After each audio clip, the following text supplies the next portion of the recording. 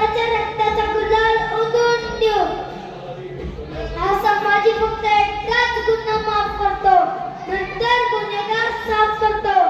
18 पगड जाती जमातीच्या त्यागावर, शौर्यावर आणि रक्तघामावर मोठं झालेलं स्वराज्य आणि त्या स्वराज्याचे चालक, मालक, रयत, फक्त आणि फक्त रयत, फक्त आणि फक्त रयत.